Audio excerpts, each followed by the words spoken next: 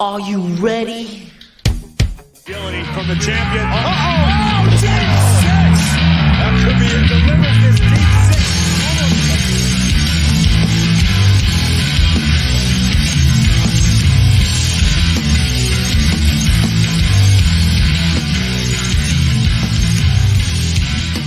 This is episode 113. We are live, and tonight's post show, PLE post show, that is, I am joined by Joe Aguila. Joe, how you doing, man? What's going on, Wayne? Good to see you. Good to be back. Absolutely. Our other Joe, I figured we'd give him a night off. He's done the last 3 pay-per-view post shows. It's Memorial Day weekend. He might be celebrating. He's a veteran of war, so thank you to him. And anyway, we are here. Memorial Day weekend. Yes. Almost half the year is over in just a couple short weeks. Absolutely. I know. Crazy. Unbelievable.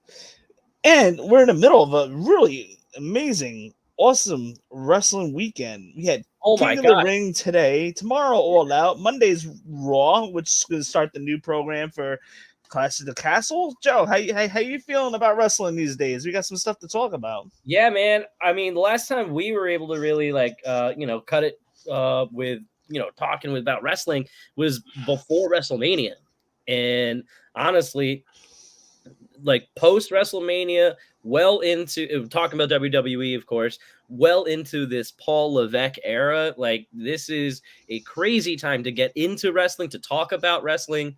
And what a weekend. What a show we got today, too. Absolutely. Before we talk about King of the Ring, for those of you guys that are watching or will be watching, please drop a like. That will help us out. Subscribe and throw in some comments. But yeah, just some quick wrestling news.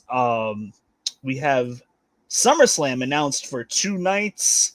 That will be in 2026 in Minnesota, Saturday and Sunday. I believe it's the first weekend of August in 2026. Funny thing is, during the pay-per-view, a couple times, Michael Cole was hinting at, well, what's going to be this year? And then we got next year, 2025. Yeah. So like, which was kind of a head-scratcher. Right. It was a really big head-scratcher for me that Minnesota was announced for 2026, 2 years out. For 2 nights, too. For 2 nights, but how about next year? Right. I have a feeling Minnesota getting a SummerSlam was the consolation prize, because obviously the cat's well out of the bag now. WrestleMania next year was supposed to be the favorite, was supposed to be in Minneapolis, Minnesota for WrestleMania 41. Yeah. I don't know the details of how that fell through. But a lot of people were in Las Vegas, and I guess TKO, their UFC home base is Vegas. They found it convenient to be there, and in a warmer climate after that cold, frigid night we had, WrestleMania night 1. Yeah. Being said, Minnesota 2026 is basically, I believe, in my opinion, is the consolation prize. Yeah, for sure. Minnesota in the summer, the Vikings stadium, is that indoor? Indoor, yeah, it's a dome, and it's a beautiful stadium. Oh, yeah. So I mean, they could have done it indoors, but I think that, to your point, this year, even like down to the wrestlers, you can see how cold it was night 1, and so I think you told me that you went to the WrestleMania in New York a few years ago, not 35, it was at 29, and that was a cold one too. No, not really. Wasn't it cold? No, it was just enough to wear a jacket. But yeah, it was fine. It was fine. It may have been like maybe 60 degrees. Yeah, 35 was nice weather. I remember 35. Yeah. So 29 was more or less the same. I had a little jacket on, but I definitely wasn't complaining. That's for sure. Considerably cold in Philly this year. I had 4 layers on, and it was still chilly. That was a chilly mania. Sunday was a lot better. Yeah, much more bearable. Saturday, ooh. Yeah. So that's that. I guess I'll be going to Minnesota in 2 years. That'll be good. But what's going to happen next year? I don't know. I think there was other wrestling news, but I wanted to cover it. But if it comes to me, we will talk about it a little bit later. But anyhow, WWE King and Queen of the Ring 2024. It's just hard to believe that my first King of the Ring I ever watched was 31 years ago. Crazy. Yeah. My goodness, I was watching 31. I'm King of the Ring 93, Bret Hart, and then Owen Hart. Those are some classics. Yeah. This was a very, very good King of the Ring tournament leading up to King and Queen of the Ring finals today. So we're gonna dive right in really quick. We're officially on the build to WWE Clash of the Castle, which takes place in just 3 weeks. Yeah. Fast turnaround. Yeah, so it's 3 weeks Clash of the Castle. And then another 3 weeks after that is WWE Money in the Bank in Toronto.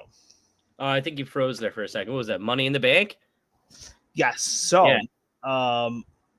3 weeks from now, the Castle. 3 weeks after that, Money in the Bank. Crazy. And then not too long after that, it's going to be WrestleMania. I mean, no, SummerSlam. The summer WWE's basically summer WrestleMania, SummerSlam. Yeah, the WrestleMania of the summer. And not to mention, I love that this King and Queen of the Ring tournament is actually going to lead up to bigger stakes than ever for SummerSlam. I keep saying WrestleMania, but for SummerSlam. And it's like, I hope that this, I mean, we'll talk about it, I'm sure, but the success of today's King and Queen of the Ring tournament, I think, should set the precedent for new tradition, because then it becomes something where it's like all year round we have things that can like get us to one of the big four PLEs, right? Like we have Royal Rumble, Road to WrestleMania. Then we're going to get King and the Queen of the Ring tournament, Road to SummerSlam. And then all of a sudden we still have Money in the Bank in June, Survivor Series in the fall, the holiday season, and then back to Royal Rumble. It's going to become like more of this like structured like way of doing it. And I think this new era of wrestling is a perfect fit for that platform. You know what they did with this year that stood out compared to the prior WWE King of the Rings of the past couple of years is this one felt important. Yes. This one felt important. You had some big headliners in this tournament. It had some great banger matchups. Yes. On Mondays and Fridays. Like they made this tournament feel important. And that importance rose to a whole nother level when on Thursday, I believe it was, or early Friday, when Triple H went on to say that the winners, the King of the Ring and the Queen of the Ring, will fight for the world title of their respective brands at WWE SummerSlam, which we're going to hit up in just a few minutes. So that just made everything feel so important. I think that it was such a good call to wait until the end of the tournament to make that type of announcement, because then we could really look back and think about, wow, you're right. To your point, Wayne, that there were banger matches, huge matchups, and a lot of the guys that were in and women, the guys and girls who were in this tournament who took losses in the tournament, like they actually like meant something, you know, to have guys like a main event Jey Uso lose. You know, I that's a lot. I mean, and that's saying a lot for our current reigning King of the Ring, right? Same thing with a brand new Tama Tonga taking a loss super early in his WWE run, you know, but much needed, because then we get to the matchup that we got today, right? So a lot of these matches, and also the possible matches that I was even hoping for, like there was a very real possibility that the King of the Ring finals could have been main event Jey Uso versus Tama Tonga, which would have been really cool to kind of reignite some old bloodline feuds. But again, that's still left up to, you know, the future to see how that runs. But this tournament, I love tournament styles, first of all, and I love that, you know, you had a mix of guys and a mix of matchups, and some guys took losses, and it all resulted in this high stakes matchup today. And now we get to think about the road to SummerSlam and really look forward to a really cool matchup coming up between Gunther and whoever is the world champion. Absolutely, cannot wait. So let's go right into it. Let's dive into it a little bit. We're gonna buzz through the matches itself. Yeah. The pay per view. The crowd was pretty hot the whole night. It wasn't a France crowd by any Was not. means, but it was a little better than like it was up there with your best U.S. crowd they put out there, if not better. And I think Very good crowd. for the Saudi crowd, I think that that's pretty much on par for what they have already done. Whenever WWE's in town, that crowd's going to be on fire. But it's hard to fill the shoes of that France crowd. That was something else. I know I was on the post show for that, but like just a quick comment on that. That was like nothing else.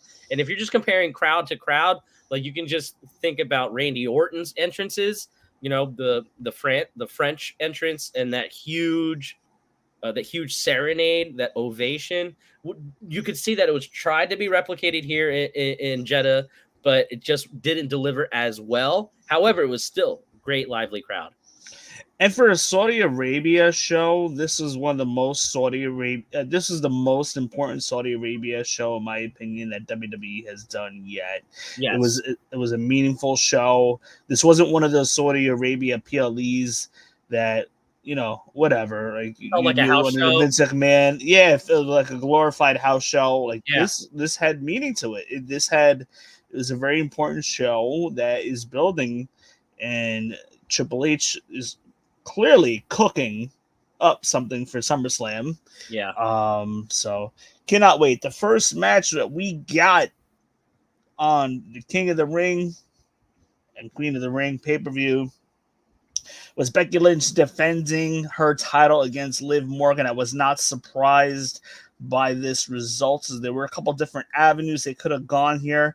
I love Becky Lynch. I did not like her outfit tonight. Not gonna lie. Yeah. Looked, I don't know, but it did not like her outfit. Did not like her ring gear. Whatever. But pretty good match, back and forth. Didn't really notice any botches too much, but as we got about 75% through the match, we see Dominic Mysterio show up, distracted Becky, and Liv able to make it to the rope to break the disarmer that Becky had on Liv. And then we see Dominic throwing the ring chair, appearing that chair was going to be for Becky. We don't know the reason behind that yet, but apparently that was going to be for Becky, but then that backfires on Dominic, and that backfires on Becky. Becky took the DDT from Liv Morgan onto that same chair that Dominic threw in, and then Liv Morgan hit an oblivion right after that and gets the 1, 2, 3, and she's our new world's heavyweight champion for the women on Monday Night Raw. So tell me, how did you feel about this? First, real quick, I'm just going to point out you and Michael Cole both called Liv Morgan's finisher Bolivian. Oblivion. It's Oblivion. Oblivion, yeah. Oblivion. Michael Cole actually, and if you can go back and rewatch it, he says Bolivian. He goes, Liv Morgan with the Bolivian. I was like, all right. Good job, Michael Cole. But so for this match, I know we want to go through these matches, but real quick with Liv Morgan, I think she definitely needed a moment like this for me at this time, it was the first match. I didn't know how big of a show this was going to be. I know that they were hyping it up. They always hype up these shows, but for her to win what Michael Cole and Corey Graves refer to the big one. Sorry, it's frozen here. Am I frozen? Yes. Am I frozen? Here we go. Now, Liv Morgan is like finally wins the big one, where I think that you have that Battle Royal tournament on Raw after Rhea had to relinquish her title. You have what I thought Liv Morgan should have won that battle royal, and I was confused why they gave the belt to Becky. But having seen what she did in Arabia for a PM, and we have Becky Lynch and Liv Morgan actually going at it one-on-one. Michael Cole and Corey Graves definitely carried the story with the commentary and explaining that this was a must win, that Liv Morgan kept getting second best at all of these events: Royal Rumble, Elimination Chamber, the Battle Royal. She's lost title shots, and now finally she has somewhat of a decisive win over Becky Lynch. And when I say somewhat, because of course, as you mentioned, Wayne, you had this shenanigans with Dom Mysterio. And you also, that does play into a lot of the backstage kind of whispering, and you see them kind of talking. I'm talking about Liv Morgan and Dominic Mysterio. You see them interacting. And so, like, although it seems like Dominic Mysterio will stop at nothing to make sure Liv Morgan does not get mommy's title, backfires. Was it really intentional, or is it part of the storyline that pushes it forward, where now everyone in Rhea Ripley's corner has messed up, right? And the person that put Rhea Ripley on the shelf has her title. And so you have a lot of heat on Liv Morgan. You have Becky Lynch, who I love that they're bringing back these the rematch clauses. She had a backstage interview that said, "Hey, I have a rematch clause, and I'm going to enact my rematch clause on Monday." And so, like, we're gonna get that rematch on Monday. So we'll see what happens there. I think that Liv Morgan's going to keep the title until Rhea gets back. And Yeah, so, I agree there. I absolutely agree. Unless they have something up their sleeve for SummerSlam, but I definitely agree that they definitely want to get to Liv versus Rhea at some point, so we can get a blow off there. yeah. But that being said, Michael Cole and Corey Graves, they when they were doing their commentary, they were telling us, you know, I wonder how Rhea Ripley and Mommy's going to feel when she gets back about this. Yeah. So they're definitely going to be playing into that for sure. There's no surprise. Also, Becky Lynch's contract is basically over in about maybe a week. It could be a couple days. It could be like 2 weeks, but it's basically come to an end. Man. As of yet, she is, as far as we know, she has not re-upped. I would imagine she wants to re-sign. But her current contract is over. Probably playing into the reason why Becky's dropping this title relatively soon Yeah. than we thought. So with that being said, that's something to keep an eye out. Highly doubt Becky's going anywhere outside of WWE to wrestle, because Seth has his contract signed, and to my knowledge, a pretty big one, re-signed with WWE just recently, multi-year. So we may see an absence from Becky for a little bit. You know, maybe she just wants to stay home with her child for a little bit. Maybe I was tend to gonna Seth say, Rollins. You know, just take a little break just before SummerSlam season comes. So I believe that that's going to be underway very soon. I won't be surprised if she takes her break, but her contract is over, just about over. I was gonna say that, you know, between Becky Lynch and Seth Rollins, when they are like on week to week to week, and they're away for 250 days of the year, like, yeah, they take their daughter with them everywhere, and I can only imagine how tiring that is. And I'm sure they have resources and access to different things that we don't have access to, but at the same time, it's tiring. And I can imagine if Becky Lynch wants time off, then family time, you know, her focus may be towards that. By the way, did you finish her book by chance? I am about 80 pages in. Oh, okay, cool. So I'm using that Libby app that you Cool. told me about. Nice. So I've been doing that audio. Nice. I've also actually been finishing up Harry Potter, That's great. the first book. So I'm like literally like 30 pages or 40 pages away from being done. So I've been bouncing back and forth between the Cool. two books. I was gonna say, because Becky Lynch recorded her own audiobook Yep. for her book. It is probably one of, and I read the physical book and I listened to it too. Was probably one of the better books that I've read this year.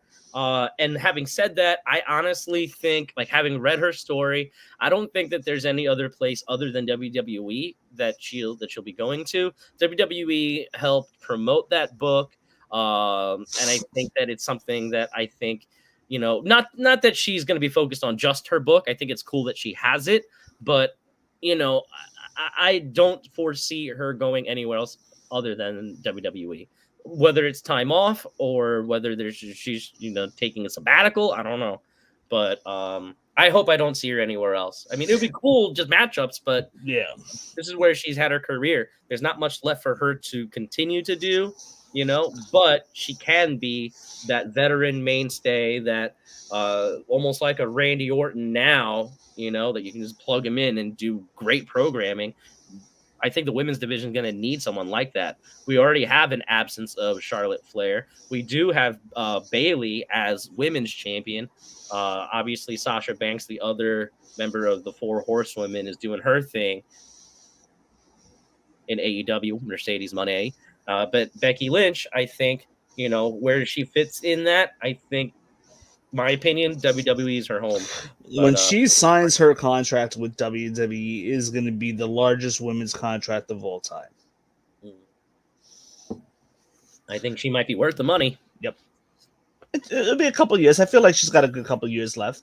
Yeah, I don't think she's got 10 years, but I think 3 to 5 years is pretty fair to say. And depending if she decides to have another kid or not, who knows? Yeah, you know what? And she's got such a good brain for the business too that I can see her getting into a backstage producer role for the women's division. Oh, absolutely. A trainer, absolutely. Trainer, a coach. Yeah, there'll always be a spot with her for her in WWE, no doubt about it. She had a great close relationship with Dusty, so a lot of people from that class of wrestlers going through developmental, all trained by Dusty, all mentored by Dusty, and can then shed a lot of that knowledge and wisdom onto the next generation. And that's kind of where we're headed with some of these superstars.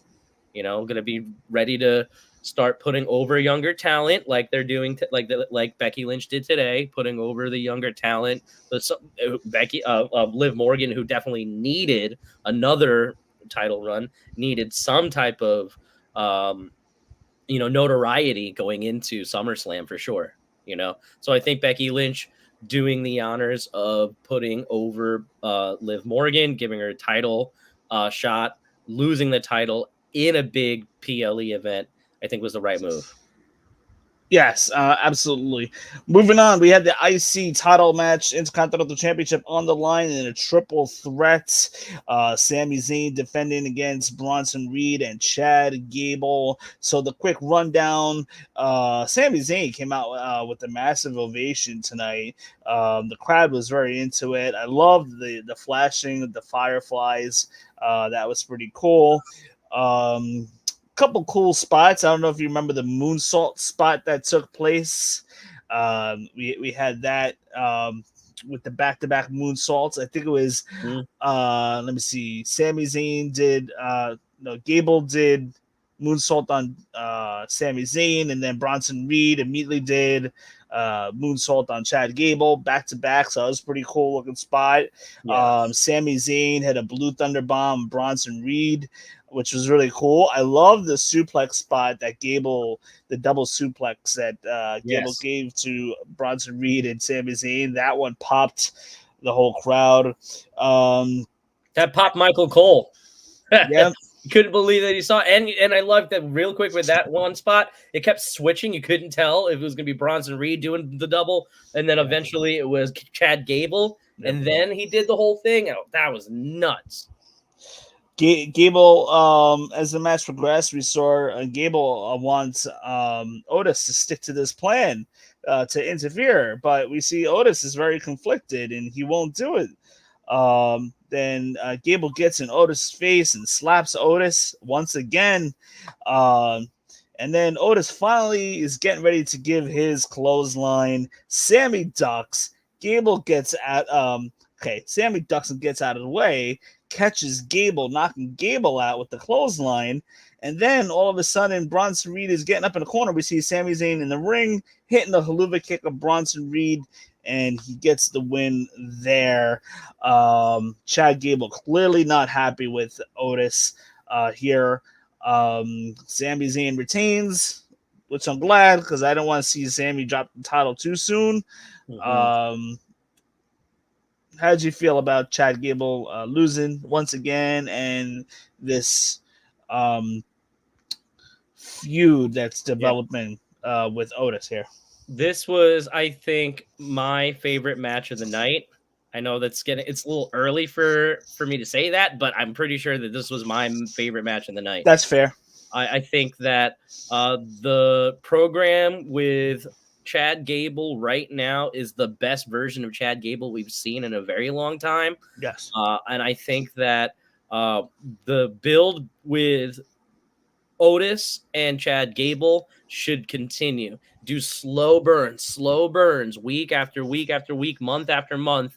And, I remember when Hulk Hogan and Randy Savage had that slow burn for like a whole year before they finally had their feud, and I think that something like that should happen. This also kind of reminds me, it's a terrible comparison, but it's just more recent of MJF and Wardlow. How MJF would use Wardlow as his muscle, interfere, but you could always tell that there's going to be a moment where the muscle and the mouthpiece is going to have that feud, and it's going to happen with Otis and Gable. We know it's going to happen. It's just about a matter of when. And I think that they should just keep slow burning it how they're doing it. However, after tonight, or after today, I think that it might be sooner than later. Yeah, I think they're building for a match for SummerSlam, in my opinion.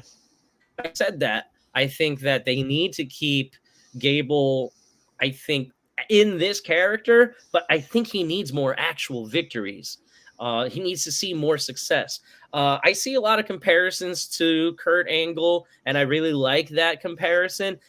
So far, so as to say that they added the "You Suck" into his music, which kind of fits, and I like that, and it fits his character. I just don't see the amount of success that character has that Kurt Angle had in his early run. In Kurt Angle's early run, he was undefeated. He was also an Olympian. He was booked as the Olympian. Chad Gable is an Olympian in his own right. And so I think that, I would have loved to see Gable win this one. However, it's Jeddah, Saudi Arabia. You have Sami Zayn, who has a history with Saudi Arabia, and he comes in to an emotional crowd. This was in many ways, a type of homecoming for Sami Zayn. And so there was no way he was leaving without his title. And to be able to defend the Intercontinental Championship in Saudi Arabia in this huge matchup, I mean, Sami Zayn's doing the work of his life right now, and I just hope that it continues. I'm excited, and like you said, I don't want to see him lose the belt too soon. Although they could have gone either of the three ways throughout this match. Although I would have liked to see more of Bronson Reed. He did so much, but I felt like he was such like a punching bag. He had some good spots tonight. For sure. But I just felt like, in terms of where he fit in the storyline, he just felt like the big punching bag. Like, he took the big spots. He took the fall, He felt like, to me, if you ever played Super Smash Brothers, but he felt like there's a random, punching bag that just falls down and it does nothing, but you could punch it into other people and stuff like that. That's what Bronson Reed felt like to me in this match. But he did have really cool spots, and he always has really cool spots. But again, like I said, to build these guys who are like monsters, I feel like you need to see them win more. But how can you do that when it's one title shot, right? It's got to be during the weeks. So great matchup overall, great spots. Can't say enough good things about them. Moving on, we had the Queen of the Ring match, the finals, which was determined last night when Nia Jax won her match last night. Lyra Valkyria against Nia Jax for the Queen of the Ring. So there's a couple things to unpack here. I love the work that Valkyra is doing. Her in ring has been fantastic. The only thing, in my opinion, is she needs a little bit more character development. We need to see more vignettes there. Yeah. I need a reason. I like her in ring. I like what she's doing now, but that is I need a reason to get behind some of these characters that we have in WWE. I need a reason as to why to get behind a Bronson Reed. Like, why should I care? So there's a lot of, you know, WWE and same with AEW talent that are just there. But what's their story? What's their character? Why should I get behind them? What do they stand for? What's that one thing that they have that will always remember that particular character? So we really need to see that with Lara Valkyria for sure. Maybe they suddenly started doing that tonight with the little wing outfit that she had, and then they started talking about it. But they just got to keep working on her if they expect her to be somebody of relevance. Yeah. Very good in the ring. So we see a very good back and forth, your typical little versus big person, David versus Goliath match. Those I love. Lyra was giving up a lot of size for sure. But we see the match come close to an end when Lyra tried to powerbomb Nia Jax in the corner when Nia Jax was standing on the second rope. Nia Jax was holding on. Lyra could not get her into the power bomb position and was automatically basically set herself up for Nia Jax hit the Annihilator for the win, sitting on Lyra's chest and getting the 1-2-3 pin there. From there, we got the emotional moment with Nia Jax. With Triple H congratulating her. I actually felt that she had a really good moment. It was really touching. Her tears were even flowing a little bit, but then she went right back into heel mode, and I was like, "Oh, this is great." Yep. She went right back into heel mode, like she instantly shut off and went back into her gimmick, which I thought was really good. Saying she'll be the WWE Women's Champion by SummerSlam. So, how did you feel about this match? You know what? I think it was the quickest match of the night. But I think that honestly, everything that you said, with between Lyra, I don't know much about her other than what I've seen from the main roster call up, and her very impressive run in the tournament. She had a great run. Yeah, I was very surprised that she beat Io last Monday. I honestly had Io winning. I had Io winning the whole thing to bring her back. Really?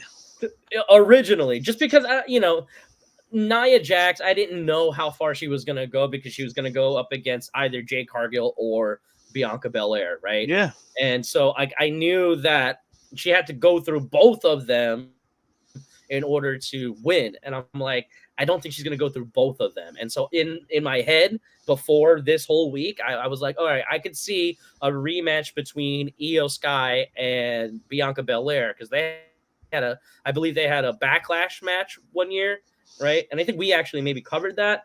And honestly, like I was ready for that match, but it's not what we got. And instead, we get Lyra Valkyria and Nia Jax. Very impressive showing for the rookie.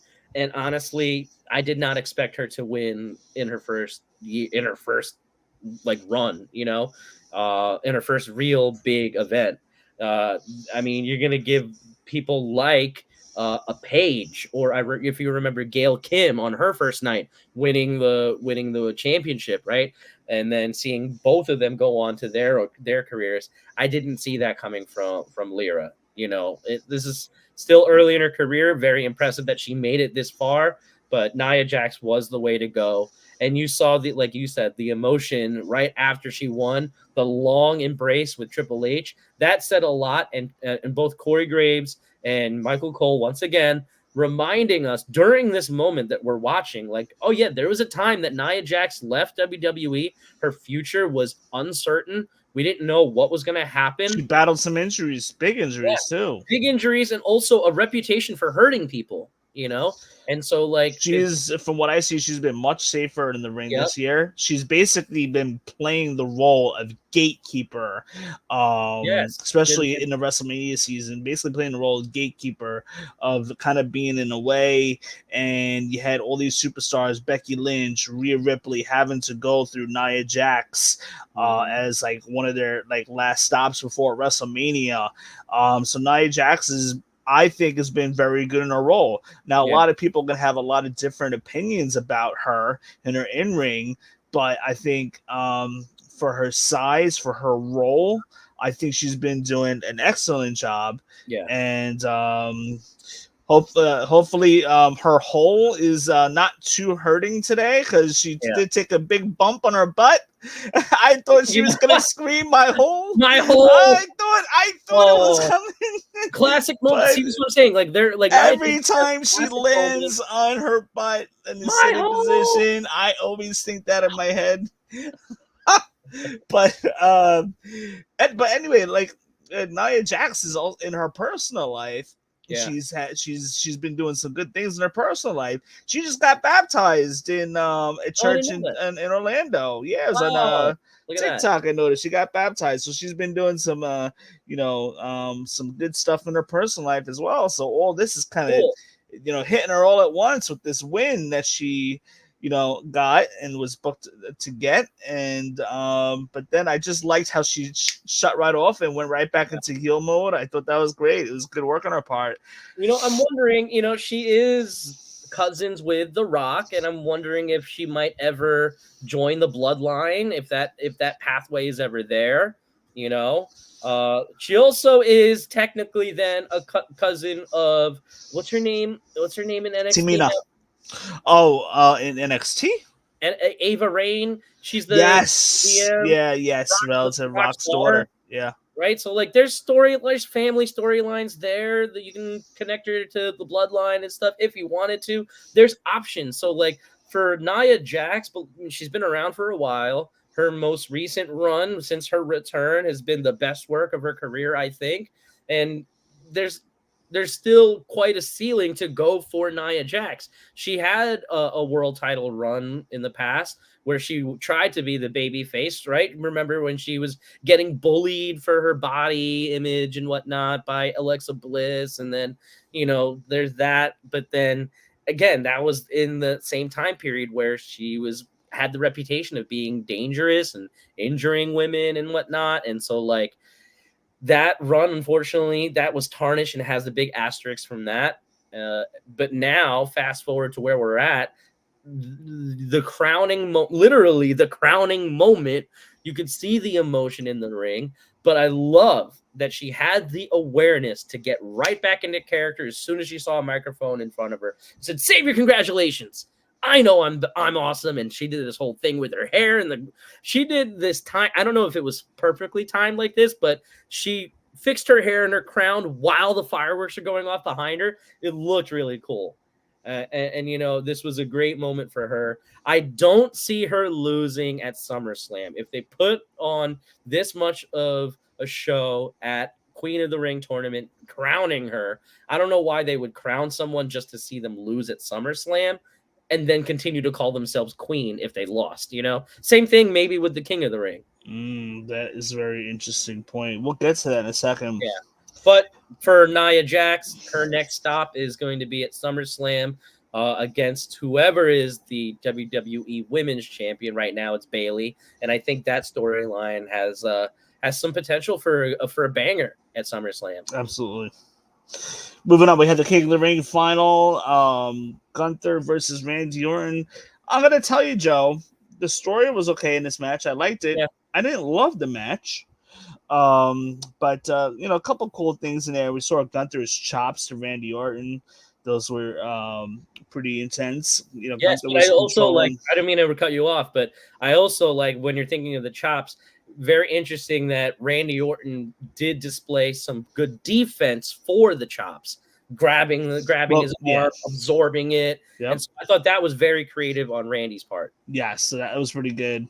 Gunther controlling the match early on. As the match progressed, we see Gunther going for a frog splash, and it turned into a roll through because Randy Orton had gotten out of the way, and then Randy hit the RKO on Gunther from there, but he can't pin Gunther as Gunther rolled out. During the match, Randy Orton was kind of selling the knee. Gunther was attacking the knee during the match as well. And then so we see Gunther winning the King of the Ring because Orton puts another RKO on Gunther, but can't. According to how the commentators are telling the story, Randy Orton cannot plant his knee and get the full pin on him because his knee was in pain, and Gunther was able to do a pin turn it into a pinfall for the win there. So Gunther, he will be going on to SummerSlam. So here's the thing: I kind of had a little bit of I had Gunther as my favorite to win this, but there was also a little bit of a seed of doubt because I'm thinking, okay, maybe Randy wins and they start a program for Cody Rhodes because Cody Rhodes really has not had a feud since WrestleMania, a meaningful feud, which they need to get that ball rolling. So I was thinking that there was a chance that Randy was probably going to win this, but Gunther is your King of the Ring, as expected. It still doesn't change the fact that I believe Gunther's going to win the Royal Rumble and face Cody Rhodes at WrestleMania 41. We'll get into all the in-between predictions in a moment. But as just the match itself, how did you feel about the match? So, in many ways, on paper, I felt like it could have been a dream matchup, especially with the build-up with Randy Orton's entrance and just the commentators just like really milking like how big of a deal Randy Orton is, and that this matchup is high stakes, and you see Randy Orton staring at the crown as he gets up to it. And honestly, with the matchup, like I said, it was very creative. I thought it was a pretty good storytelling with the knee and how it was really back and forth up until they started really playing into the knee and the bad back. And I honestly, seeing the tape around the knee, I had Gunther winning by the Boston Crab because he had won a couple of matches like that. And especially where he had the half crab on the bad knee. I'm like, oh yeah, they're definitely, building the story around the knee to do the Boston Crab, and then that's the way they're gonna win. They didn't really do that. Instead they played into the knee with the pin, as you mentioned. And also there was this little thing on Instagram after the match where I guess that a lot of people were upset that during the pin, it did look like Randy Orton's shoulder was up. The referee did not catch it. The referee counted 1, 2, 3. And even though you can go back in the replay and see, Triple H even said on Instagram, we saw what you all saw, and we understand that there is some controversy. Both Randy Orton and Gunther are probably both up for a rematch. However, Gunther is the King of the Ring, and whatever the referee, the official in the ring, says is what happens. And that's the way that it always is. If the referee doesn't see it, then he doesn't see it. The referee says this is how the match went. That's how the match went. He is the match official. We have to be able to trust that. And so, having said all of that, it was a confusing way to end the tournament. However, I also had Gunther winning. It did play out like I expected. And yes, we do get to look forward to Gunther finally in a world heavyweight title matchup on the main roster. I'm excited for SummerSlam. Same thing like I said with Nia Jax. I don't understand why they would include this stipulation or this caveat to winning the tournament without having the first recipients of this prize lose. It wouldn't make sense for me. So I think that this was just the ticket for Gunther to get to the show at SummerSlam this summer. But I honestly think this is just another crowning moment on his way to getting a world title. But to your point, I would love to see Gunther and Cody at WrestleMania. Absolutely. We're gonna talk about the future of Yeah. what we're gonna see in the matches really quick. But let's get to the last match really quick.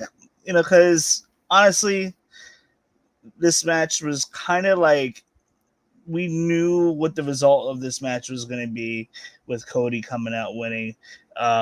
With Cody getting that big win from WrestleMania, we're not going to see Cody drop this belt soon. Like he's going to get a 9 to 12 month run here at the least. It's kind of like in my book a standard WWE title run. Yeah. But we see Cody defending against Logan Paul, not for the U.S. title, but for Cody's WWE Championship. So basically, this was built around Logan Paul's brass knucks. Logan had promised and swore that he wasn't going to bring out the brass knuckles, but he did have a buddy of his, Logan Paul, that is, give him brass knuckles during the match. But anyhow, he hits Cody. Michael Cole is yelling at Logan for breaking his promise, so that was pretty cool. There, we see Cody cutter onto the announce tables. That was a pretty cool spot. Logan hit the big frog splash onto Cody through the table, following the knockout punch, and I thought that was pretty cool because you see Cody, Logan Paul grabbing one of his prime bottles after he broke the count. Goes on the top rope, drinks his prime, throws it to the crowd, and he spits it out, and then hits the frog splash right onto Cody Rhodes to the table, which I thought was really cool. The crowd popped to that. These guys worked their butts off during this match for sure. Then we see the ref bump, which was pretty cool. Cody can't close out the match because the referee was down. Then we see Logan Paul with the low blow. I'm like, oh boy. But Cody gets a little cyst from the ring announcer because Logan Paul once again had the brass knuckles on his hands. And Cody gets the crossroads 3 times on Logan Paul for the win. Good match here. We knew what was going to happen. We knew that Cody was going to win. How did you feel about a couple of the spots and just the match in general? Obviously, we knew Cody was going to win here. Yeah, but it wasn't a matter of the matchup in general. How'd you feel? It wasn't a matter of if he was going to win. It was a matter of how. And also, it was just a question of like how much Logan Paul was going to be able to do. At this point, I am no longer surprised to see how well Logan Paul moves in the ring and how well he adjusts himself to this. I don't think he's no longer a rookie or a celebrity guest wrestler. He is, like Cody Rhodes is saying, a professional wrestler. I am comfortable enough to say that Logan Paul has figured out this business faster than a lot of people and is, I think, a full-fledged professional wrestler to the umpth degree. I mean, to the point where he is creative with how he even sells a figure 4, where he's pleading. And I've never seen someone like literally just say, please chill. You're going to break my leg. You got to stop. Like most of the time it's like, it's your typical like, I'm in pain. But he's legit pleading to the guy that's right in front of him. Like, you got to stop. You got to stop. That was different. I'm like, you know what? That's pretty cool. The fact that he's on top of the announce table, and not before that, and he had that exchange with Michael Cole. A few minutes later in the match, he's clearing out the announce table. He's legit just trolling Michael Cole, pushing everything to him. He's like, "Oh, sorry, Michael. Sorry, Michael." Just like he's always on. In the middle of this big main event match, he's still Logan Paul, smart enough to know I have this thing with Michael Cole right now. Let me go mess with him now. He's on top of the table. And on top of the announce table with Cody Rhodes about to hit a pedigree, and he looks at the camera and goes, the Logan Paul Levesque era. And I'm like, that is so creative. He gets on top of the turnbuckle to do the frog splash on the table. He gets a prime bottle and he does a Triple H spritzer, and then he hits the frog splash. And I'm like, this kid, he is entertaining. I cannot deny him. As a wrestling fan, I know how much it hurts for outsiders to come in and then really assimilate to the world. But honestly, this kid's got it. This kid's got everything he needs to be a superstar. But however, the big however is what Cody Rhodes said last night on SmackDown, where he looks at Logan Paul and he says, yes, you're a professional wrestler. You're just not on my level. I thought that was so smart for him to say. The best thing that he could have said for sure, because it not only puts over Logan Paul as a professional wrestler superstar, but he still maintains, hey, I am in the middle of my, no, I'm at the beginning of my title reign, and it's going to be here for a while. I am on a different level than everyone else. And Cody Rhodes is showing that. You know, day in, day out, he is a champion, to the point where during the ref bump, you hear him actually apologize to the ref. I'm sorry. We got to finish this out, man. Like, he's such the consummate professional. And honestly, he is the perfect person right now to carry this company into this new era. There is no doubt in my mind that he was going to leave, you know, as continuing to be champion. It's just, you know, got to hand it to Logan Paul for just being a part of the business. Saudi Arabia seems to really, really love Logan Paul. And so no wonder he's in another matchup for a championship. Wasn't it last year that he fought Roman Reigns for the title? Or was that 2 years ago, maybe? I want to say that was Crown Jewel? Was it maybe, Crown Jewel? yeah. It was. I feel like it was about a year and a half ago, maybe like towards the end of 2022. And I think that was the one. Yeah, I believe that's what it was. And that's when he injured his leg and he had to get surgery afterwards. He left Saudi Arabia. It was very short term. Yeah. It was a very short term I leave. think it was like we thought it was going to be bigger than what it was. And then he made his return at the Royal Rumble, I believe. Yeah. But anyway, I honestly think that this match, it could be up against any other main event match. I didn't think it was distracting that Logan Paul is Logan Paul. I just thought it was a pretty cool matchup. Not to mention Logan Paul, he looks like $1 million. I hate to say that, I know, because he's Logan Paul, but like, he's got the size to be able to do, like, you know, strong guy stuff, but at the same time, he moves so acrobatically. He's a high flyer. He's a highlight reel. The guy can do it all, honestly. And I hate to give him that much credit, but I have to give credit where I see credit, you know? So, no, absolutely. He's been something else to watch for sure. We got a couple minutes left. So basically, what I want to discuss really quick is where do we go from here. Yeah. So we have Nia Jax as our Queen of the Ring. We have Gunther as our King of the Ring. Where do we go with Cody Rhodes? Where do we go with the Drew Punk? So we got to consider that. Priest, we got just announced Damian Priest versus Drew McIntyre at Glasgow, Scotland in 3 weeks, where Priest will be defending his title against Drew McIntyre in Drew's hometown. I don't know. Where do we go from here? Oh, man. I think the more interesting matchup, especially thinking after Clash of the Castle, the most interesting matchup for the world title is Drew versus Gunther at SummerSlam.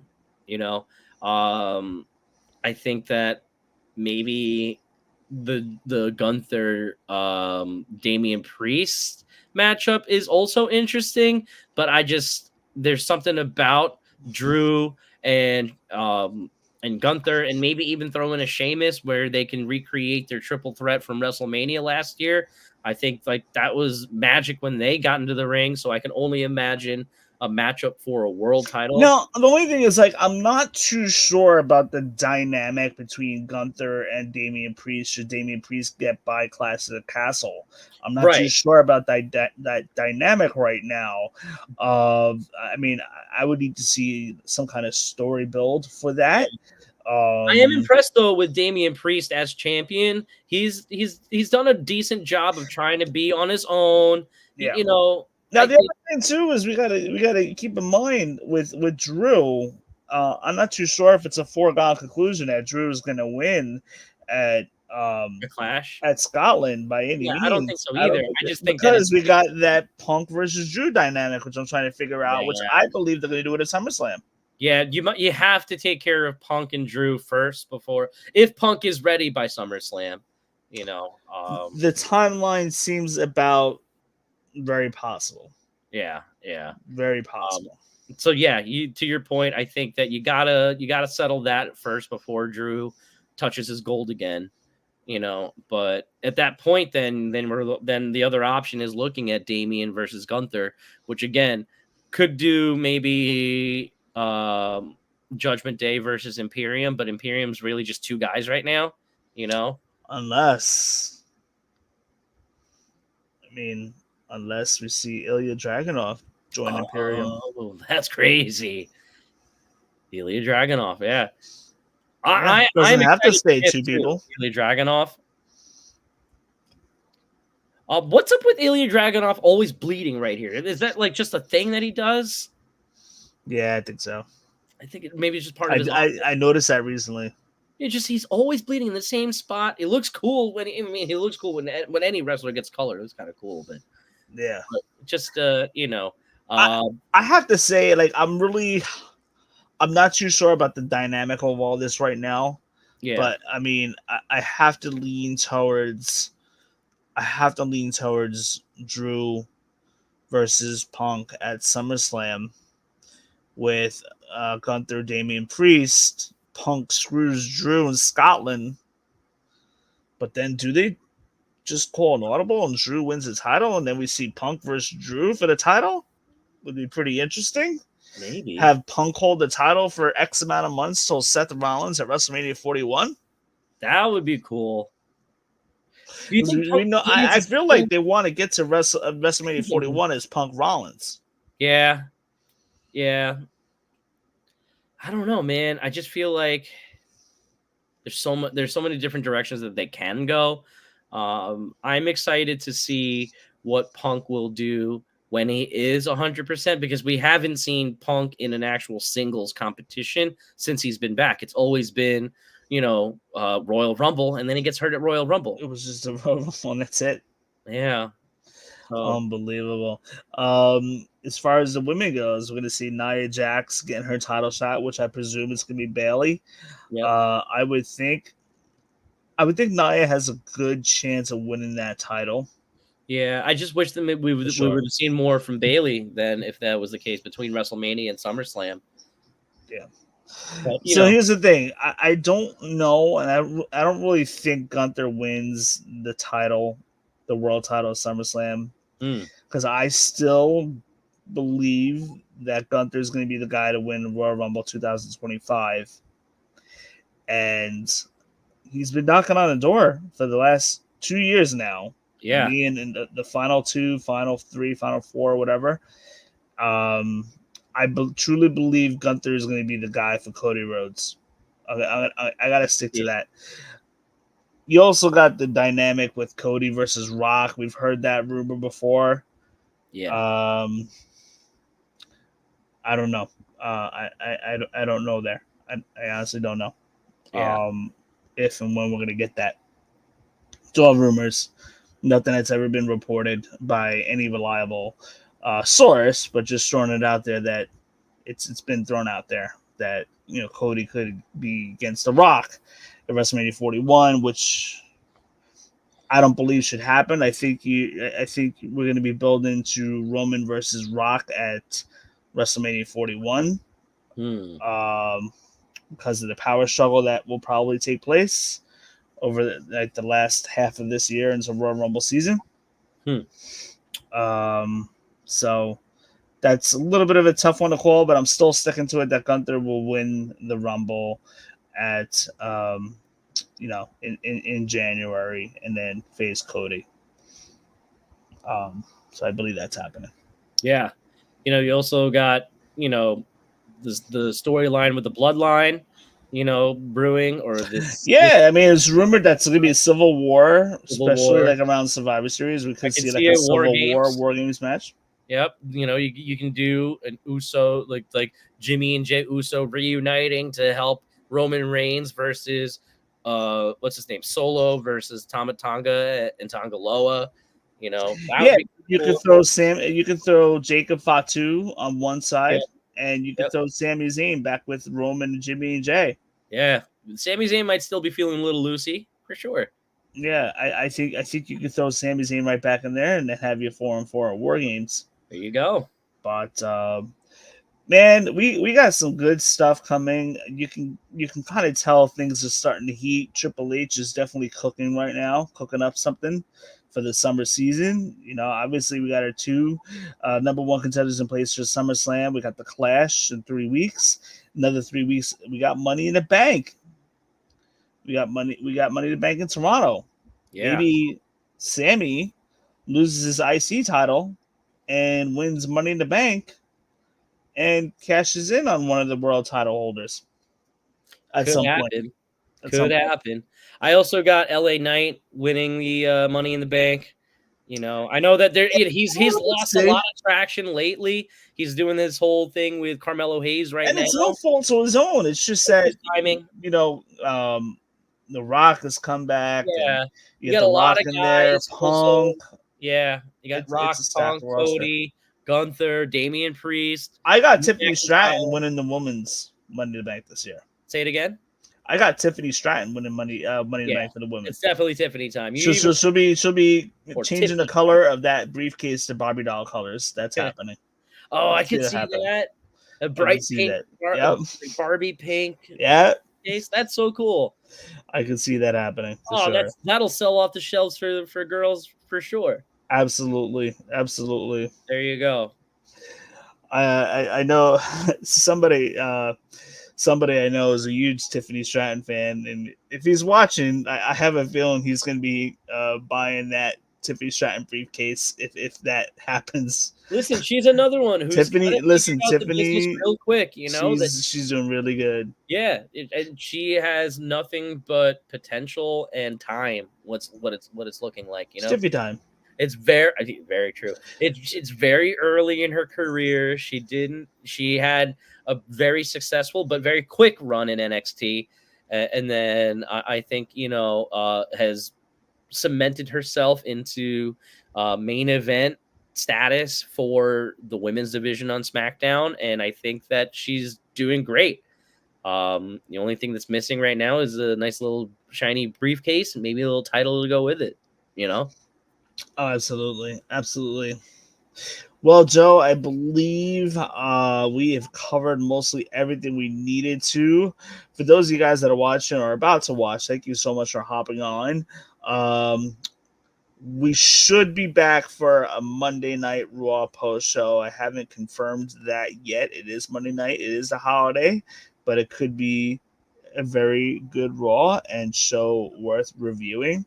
So we'll make that final determination tomorrow into Monday.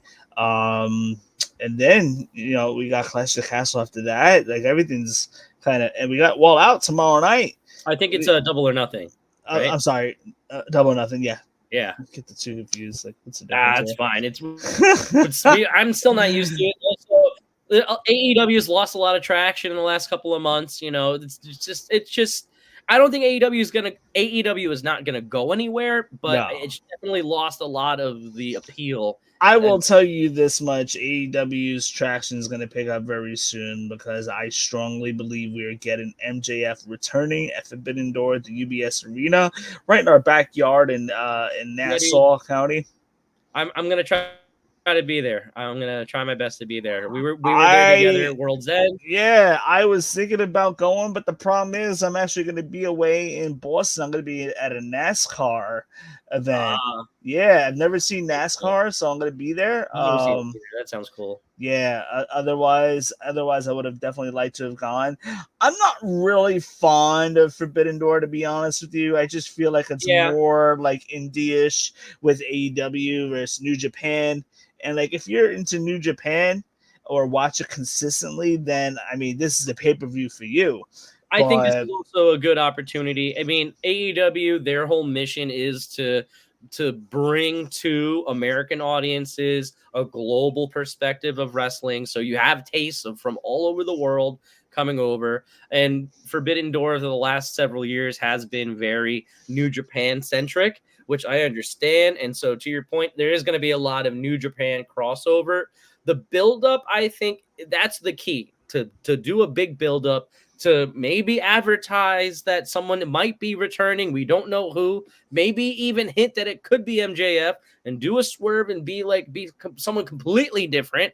And then MJF also appears. I don't see why they would be back on Long Island for Forbidden Door without MJF at least appearing. I believe MJF's appearing. Yeah. So we'll see. But he's had about 6 months off of rest. Hopefully he's ready to go soon. I would imagine we'll see him in a wrestling match before the end of the year is up for sure, no doubt about that. But yeah, good weekend, and I just keep forgetting that tomorrow's Double or Nothing, but I'll be watching for sure. I see the problem is they really got to shorten their pay-per-views to 3 hours. They got to do that. They got to trim the card down. They also got to trim their roster down and go from there. A lot of tweaks they need to make. They have some pretty cool stuff going on, but at the same time, they're trying to squeeze on every show, especially the pay-per-views, 5 pounds into a 1 pound bag here. So true. Just with such a bloated roster that they got to really trim the fat. But anyhow, regardless, one day at a time. Tomorrow's going to be a good show, followed by Raw. Then you got NXT Tuesday, Dynamite on Wednesday. This just doesn't stop. What an exciting time to be a wrestling fan. Those of you guys that are watching, Joey, thank you so much for hopping on for tonight's post show, which we didn't really even plan on doing because it's Memorial Day weekend. But thank you so much for hopping on sort of relatively last minute. And those of you guys that are watching, thank you so much. And we will be back with you guys very soon. Catch you guys later. Agility from the champion. Oh, Jesus! That could be it.